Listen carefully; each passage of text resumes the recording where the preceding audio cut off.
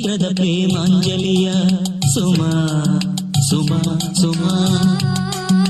ರಘುವೀರ್ sir ಜೊತೆಲಿದ್ದಾಗ ಅವ್ರು ಯಾವತ್ತೂ ಯಾರಿಗೂ ಅವರು ಕೆಟ್ಟದ್ದು ಬಯಸ್ತಾ ಇರಲಿಲ್ಲ. ಮನೆಗೆ ಯಾರೇ ಬರಲಿ, ಅವ್ರ ಹತ್ರ ದುಡ್ಡು ಇರುತ್ತೋ ಇರಲ್ವೋ, ಇದ್ದರೂ ಕೂಡ ದುಡ್ಡು ರಾಯಲಾಗಿ ಖರ್ಚು ಮಾಡೋರು. ದುಡ್ಡು ಅವ್ರ ಹತ್ರ ಇಲ್ಲಾಂದ್ರೂ ಕೂಡ ನನಗೆ ಹೇಳೋರು, ಅಪ್ಪ ಹೋಗು ಅಲ್ಲಿ ನೀನು ಯಾರಾದರೂ ಫ್ರೆಂಡ್ಸ್ ಇದ್ದರೆ ಒಂದು ಸ್ವಲ್ಪ ಏನಾದರೂ ಒಂದು ಚೂರು ಇಸ್ಕೊಂಬ, ನಾಳೆ ಕೊಟ್ಟರಾಯಿತು ಅಂತ ಹೇಳಿ ಸಾಲ ಮಾಡಿ ಆದರೂ ಬಂದವ್ರಿಗೆ ತುಂಬ ಒಳ್ಳೆ ರೀತಿಯಲ್ಲಿ ಅವರು ಟ್ರೀಟ್ ಮಾಡಿ ಕಳಿಸೋರು. ಯಾರ್ಯಾರು ಏನೇನು ಬಯಸ್ತಾರೋ ಆ ರೀತಿಯಲ್ಲೆಲ್ಲ ಟ್ರೀಟ್ ಮಾಡಿ ಕಳಿಸೋರು. ಅಂಥ ಸ್ವಭಾವ ಅವ್ರದ್ದು. ಅಂಥ ಒಂದು ವ್ಯಕ್ತಿ ಜೊತೆಲಿ ನಾನು ಸುಮಾರು ವರ್ಷಗಳು ಅವ್ರು ಇದ್ದಿದ್ದರಿಂದ ಆ ಒಂದು ಅವರ ಮಾತುಗಳು, ಅವರ ಒಂದು ಅವ್ರ ನೇಚರು ಅದೆಲ್ಲ ನನಗೆ ಗೊತ್ತಿರೋದ್ರಿಂದ ನಾನು ಇದು ಹೇಳ್ಕೊಳಕ್ಕೆ ಇಷ್ಟಪಡ್ತಾ ಇದ್ದೀನಿ ಅಷ್ಟೇ. ಹೇಗಂದರೆ ಒಂದು ಗೊತ್ತಿರಬಹುದು, ಹೇಗಂದರೆ ಯಾವಾಗೂ ಒಬ್ಬ ಕುರಿ ಸಾಕೋರು ಕುರಿಗಳ ಜೊತೆ ಸಂಬಂಧಗಳು ಬೆಳೆಸಾಗ ಏನಾಗುತ್ತೆ, ಅವ್ರಿಗೆ ಇನ್ನೂ ಒಂದು 100 ಕುರಿ ಜಾಗದಲ್ಲಿ ಇನ್ನೊಂದು 200 ಕುರಿ ಸೇರಿಸ್ಕೋಬೇಕು ಮಾಡಬೇಕಂತಿರುತ್ತೆ. ಒಬ್ಬ ರಿಯಲ್ ಎಸ್ಟೇಟ್ ಮಾಡೋರಿಗೆ ಒಂದು 4-5 ಕಡೆ ಕನ್ಸ್ಟ್ರಕ್ಷನ್ ಮಾಡಿದ್ದೀನಿ, ಇನ್ನೊಂದು 4-5 ಸಾವಿರ ಫ್ಲ್ಯಾಟ್ ಮಾಡಬೇಕು, ಒಂದು 10-15 ಕಡೆ ನಾನು ಅಪಾರ್ಟ್ಮೆಂಟ್ಸ್ ಮಾಡಬೇಕು ಅಂತ ಇರುತ್ತೆ. ಹಾಗೆಯೇ ಬೇರೆ ಬೇರೆಯವ್ರಿಗೆ ಇವಾಗ ಕೆಲವರು ಈಗ ಕಾಮನ್ ತುಂಬ ಜನ ಈ ಡಾಗ್ಸ್ ನಾಯಿ ಮರಿಗಳೆಲ್ಲ ತುಂಬ ಬ್ರೀಡ್ ಮಾಡ್ತಾರೆ, ಸಾಕ್ತಾ ಇರ್ತಾರೆ, ಅದೇ ಪ್ರೊಫೆಷ್ನಲ್ಗೆ ಎಷ್ಟೋ ಜನ ತೊಗೊತಾರೆ. ಹಾಗೆಯೇ ನಾನು ಒಂದು ಒಳ್ಳೆ ವ್ಯಕ್ತಿ ಜೊತೆಯಲ್ಲಿದ್ದೆ, ಆ ಒಳ್ಳೆತನನ ಆದಷ್ಟು ಅವ್ರ ಕಡೆಯಿಂದ ನಾನು ಪಡ್ಕೊಂಡಿದ್ದೀನಿ. ಸೊ ಇದಕ್ಕೆಲ್ಲ ಯಾಕೆ ಅಂದರೆ ಒಂದು ಅರ್ಥ ನಾನು ಯಾಕೆ ಆಗಲೇ ಕೂರಿ ಬಿಲ್ಡರ್ಸು ಇವೆಲ್ಲ ಕೆಲವೊಂದು ಸೇರಿಸ್ಕೊಂಡು ಹೇಳಿದೆ ಅಂದರೆ, ಒಂದು ಓಪನ್ ಆಗಿ ಅದು ಒಂದಕ್ಕೊಂದು ಅರ್ಥ ನಾನು ಹೇಳೋ ಮಾತಲ್ಲಿ ಅರ್ಥ ಆಗಿಲ್ಲ ಅಂದರೆ ಈ ರೀತಿಯಲ್ಲಾದರೂ ಕೆಲವ್ರಿಗೆ ಅರ್ಥ ಹೋಗಲಿ ಅನ್ನೋ ಕಾನ್ಸೆಪ್ಟಲ್ಲಿ ಅಷ್ಟೇ. ಇದ್ರ ಉದ್ದೇಶ ಬಂದು ನಾನು ಯಾರಿಗೂ ನೋಯಿಸ್ಬೇಕು, ಯಾರಿಗೂ ಹರ್ಟ್ ಮಾಡಬೇಕು ಅನ್ನೋದು ಇಲ್ಲ. ಯಾಕಂದರೆ ಭೂಮಿ ಮೇಲೆ ಎಲ್ಲರೂ ಒಂದಲ್ಲ ಒಂದು ದಿವಸ ಹೋಗೋದೆ. ಬಟ್ಟು ಒಂದು ಮಾತ್ರ ಸತ್ಯ, ನಿಮ್ಗೆಲ್ಲರಿಗೂ ಗೊತ್ತು, ಭೂಮಿ ಮೇಲೆ ತುಂಬ ಒಳ್ಳೆಯವರು ಭಾಳ ಬೇಗ ಹೊರಟೋಗ್ತಾರೆ.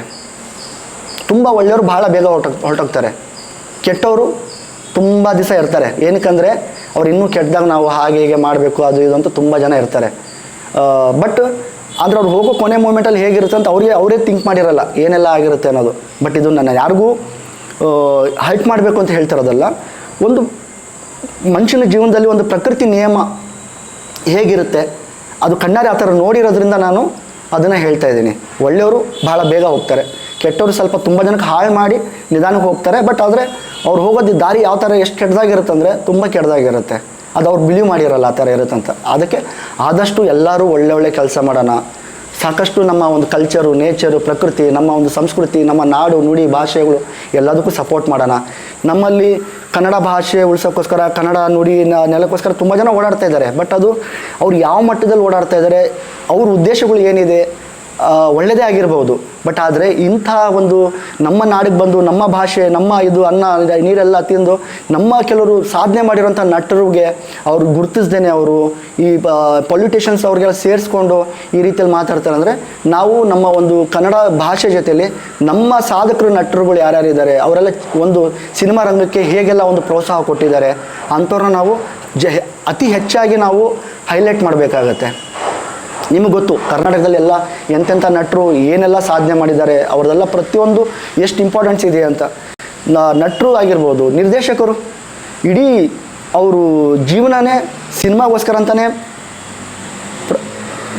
ಇಟ್ಟಿರ್ತಾರೆ. ಅಂದರೆ ನಿರ್ಮಾಪಕರಷ್ಟೇ, ಅವರು ದುಡ್ಡು ಬರುತ್ತೋ ಬರಲ್ವೋ ಒಂದು ಪ್ರಾಜೆಕ್ಟಿಂದ ಎಷ್ಟೋ ಜನ ಊಟ ಮಾಡ್ತಾರೆ, ಎಷ್ಟೋ ಜನ ಕೆಲಸ ಸಿಗುತ್ತೆ.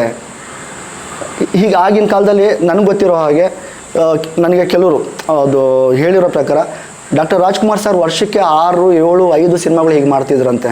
ಆಗ ವರ್ಷ ಪೂರ್ತಿ ಎಲ್ಲರಿಗೂ ಕೆಲಸ ಸಿಗ್ತಾಯಿತ್ತು, ವರ್ಷ ಪೂರ್ತಿ ಊಟ ಸಿಗ್ತಾಯಿತ್ತು. ಈಗ ಕೆಲವರು ನಟರು ದೊಡ್ಡವರೆಲ್ಲ ಇದ್ದಾರೆ, ಅಟ್ಲೀಸ್ಟ್ ಅವರೆಲ್ಲ 2 ವರ್ಷಕ್ಕೋ 3 ವರ್ಷಕ್ಕೋ 1 ವರ್ಷಕ್ಕೊಂದು ಸಿನಿಮಾ ಮಾಡ್ತಾರೆ. ಅದ್ರ ಬದಲಾಗಿ ಒಂದು ವರ್ಷಕ್ಕೆ 3-4 ಸಿನಿಮಾಗಳು ಮಾಡಿದ್ರೆ ವರ್ಷ ಪೂರ್ತಿ ಎಷ್ಟೋ ಜನಕ್ಕೆ ಕೆಲಸ ಕೊಟ್ಟಂಗಾಗುತ್ತೆ, ಹೊಸ ಟೆಕ್ನಿಷಿಯನ್ಸ್ಗಳು ಕೆಲಸ ಕೊಟ್ಟಂಗಾಗುತ್ತೆ. ಯಾಕಂದರೆ ಒಂದು ಮನುಷ್ಯ ಬಂದು ಎಲ್ಲ ಜಾಗದಲ್ಲಿ ಎಲ್ಲ ಪ್ರಾಜೆಕ್ಟಲ್ಲಿ ಕೆಲಸ ಮಾಡೋಕ್ಕಾಗಲ್ಲ. ಆಗ ಇದು ಮ್ಯಾನ್ ಪವರ್ಸ್ ಜಾಸ್ತಿ ಬೇಕಾಗುತ್ತೆ, ಹೆಲ್ಪಿಂಗ್ ಜಾಸ್ತಿ ಬೇಕಾಗುತ್ತೆ.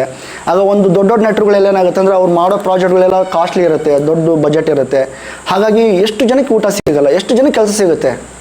ಒಂದು 100 ಜನ ಕೆಲಸ ಮಾಡ್ತಿದ್ದಾರೆ ಅಂದರೆ ಒಂದು ಪ್ರಾಜೆಕ್ಟ್ಗಳು ಜಾಸ್ತಿ ಆದಂಗೆ ಇನ್ನೂ 200 ಜನ ಮತ್ತೆ ಆ್ಯಡ್ ಆಗ್ತಾರೆ. ಆ 100 ಜನ ಜೊತೆ ಮತ್ತೆ 200 ಜನಕ್ಕೂ ಕೆಲಸ ಕೊಟ್ಟಂಗಾಗುತ್ತೆ. 200 ಜನ ಕುಟುಂಬ ನಡೆಯುತ್ತೆ, ಎಷ್ಟು ಜನ ಬದುಕ್ತಾರೆ.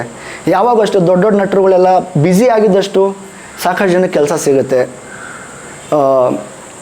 ಮನಿ ರೊಟೇಷನ್ ಚೆನ್ನಾಗಾಗುತ್ತೆ, ಅವ್ರ ಫ್ಯಾಮಿಲಿಗಳಲ್ಲಿ ಅವ್ರುಗಳು ಏನು ಬೇಕು ಅನಿಸುತ್ತೆ ಅದ್ರ ಪ್ರಕಾರ ಕೂಡ ಹೆಚ್ಚಾಗಿ ಅವರು ಗಮನ ಕೊಟ್ಟು ಸಂತೋಷವಾಗಿ ನೋಡ್ಕೊಳಕ್ಕೆ ಒಂದು ಅವಕಾಶ ಸಿಗುತ್ತೆ. ಯಾಕಂದರೆ ಈಗಿನ ಕಾಲದಲ್ಲಿ ದುಡ್ಡಿಲ್ಲ ಅಂದರೆ ಯಾವುದೂ ನಡೆಯಲ್ಲ, ಪ್ರತಿಯೊಂದಕ್ಕೂ ದುಡ್ಡು ಬೇಕೇ ಬೇಕು. ಆಮೇಲೆ ಕೆಲವೊಂದು ಸೌಕರ್ಯಗಳು ಮಾಡ್ತಾರೆ, ಏನು ಫ್ರೀ ಬಸ್ಸು ಅದು ಇದು, ಅದ್ರ ಬದಲಾಗಿ ಫ್ರೀ ಎಲ್ಲ ಕಡೆ ಶೌಚಾಲಯಗಳು ಮಾಡಿದ್ರೆ ಚೆನ್ನಾಗಿರುತ್ತೆ. ಈಗ ಧರ್ಮಸ್ಥಳ ತಿರುಪತಿ ಎಲ್ಲ ನೋಡಿ ಎಷ್ಟು ಸ್ವಚ್ಛವಾಗಿರುತ್ತೆ, ಎಷ್ಟು ಕ್ಲೀನಾಗಿರುತ್ತೆ. ಯಾಕಂದರೆ ಅಲ್ಲಿನ ಜನಗಳಿಗೆ ಏನು ಬೇಕು, ಬಂದವ್ರಿಗೆ ಏನು ಬೇಕು ಆ ರೀತಿಯಲ್ಲೆಲ್ಲ ಮಾಡಿರ್ತಾರೆ. ಹಾಗೆಯೇ ಎಲ್ಲ ಕಡೆ ಒಂದು ಫ್ರೀ ಶೌಚಾಲಯಗಳು ಮಾಡಿ ಇವೆಲ್ಲ ಮಾಡಿದ್ರೆ ರೋಡ್ಗಳಲ್ಲೆಲ್ಲ ಎಲ್ಲಂದ್ರಲ್ಲಿ ನಿಂತ್ಕೊಂಡು ಕೆಲವರು ಗಲೀಜು ಮಾಡೋದು, ಹೆಣ್ಮಕ್ಳುಗಳು ಓಡಾಡ್ಬೇಕಾದ್ರೆ ಅವ್ರಿಗೆಲ್ಲ ಮುಜುಗರ ಆಗೋದು, ಇಂಥವೆಲ್ಲ ಅವಾಯ್ಡ್ ಆಗುತ್ತೆ. ಯಾಕಂದರೆ ಮೊದಲು ಇಂಥದ್ದೆಲ್ಲ ಒಂದು ಸಮಾಜದಲ್ಲಿ ನೀಟ್ ಮಾಡಿದಾಗ ಏನಾಗುತ್ತೆ, ಎಲ್ಲರಿಗೂ ಒಂದು ಪ್ರೀತಿಯಿಂದನೇ ಕಾಣಿಸುತ್ತೆ. ಸೊ ಯಾವಾಗೂ ಅಷ್ಟೇ ಅದೇ ಹೇಳಿದ್ಮೇಲೆ ಕೆಲಸ ಎಫೆಕ್ಟ್ ಎಷ್ಟು ಹೆಚ್ಚಾಗಿರುತ್ತೋ ಅಷ್ಟು ಒಂದು ಚೆನ್ನಾಗಿರುತ್ತೆ.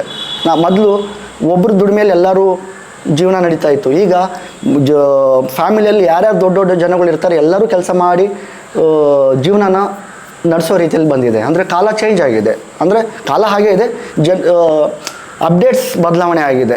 ಸೊ ಹಾಗಾಗಿ ನಮ್ಮ ಚಿತ್ರರಂಗದವ್ರು ನಾವು ಕೇಳ್ಕೊಳೋದೇನೆಂದರೆ ದೊಡ್ಡ ನಟರು ವರ್ಷದಲ್ಲಿ ಒಂದು 3-4 ಸಿನಿಮಾಗಳು ಮಾಡಿ, ಆದರೆ ಒಂದು 2 ಸಿನಿಮಾ ಆದರೂ ಮಾಡಿದ್ರೆ ತುಂಬ ಜನಕ್ಕೆ ಕೆಲಸ ಸಿಗುತ್ತೆ. ಹೊಸ ಪ್ರತಿಭೆಗಳು ಟೆಕ್ನಿಷಿಯನ್ಸ್ಗಳೆಲ್ಲ ಹೆಚ್ಚಾಗ್ತವೆ. ಆಮೇಲೆ ಬೇರೆ ಭಾಷೆಯವರೆಲ್ಲ ಬಂದು ನಮ್ಮ ಕರ್ನಾಟಕದಲ್ಲಿ ಕೋಟ್ಯಾಂತರ ರೂಪಾಯಿ ದುಡ್ಡನ್ನ ಲೂಟಿ ಮಾಡ್ಕೊಂಡು ಹೋಗ್ತಾರೆ. ನಮ್ಮ ನಟರುಗಳು ನಮ್ಮ ನಿರ್ದೇಶಕರು ಇಲ್ಲೇ ಸಿನಿಮಾ ಮಾಡಿ ಇಲ್ಲೇ ರಿಲೀಸ್ ಮಾಡಿದ್ರೆ ನಮ್ಮ ದುಡ್ಡು ನಮ್ಮಲ್ಲೇ ಸರ್ಕ್ಯುಲೇಷನ್ ಆಗ್ತಾನೆ ಇರುತ್ತೆ. ಅದೆಲ್ಲ ಎಷ್ಟು ಅದ್ಭುತವಲ್ಲ. ಈಗ ನೋಡಿ ಬೇರೆ ಭಾಷೆಯವ್ರು ಬಂದು ಇಡೀ ಟಿಕೆಟ್ ರೇಟ್ಸ್ಗಳೆಲ್ಲ ಮಾಡಿ ಬರೀ 2-3 ದಿವಸದಲ್ಲಿ ಎಲ್ಲ ಕಲೆಕ್ಷನ್ನು ಇಲ್ಲಿ ಕರ್ನಾಟಕದ ದುಡ್ಡೆಲ್ಲ ಹೊಡ್ಕೊಂಡು ಹೊರಟೋಗ್ತಾರೆ. ನಮ್ಮ ನಟರು ಇಲ್ಲೇ ಮಾಡಿದರೆ ನಮ್ಮ ದುಡ್ಡು ನಮಗೆ ಬರುತ್ತಲ್ವ, ನಾವು ಇನ್ನೂ ಅದನ್ನು ಜಾಸ್ತಿ ಮಾಡ್ಕೋಬಹುದು.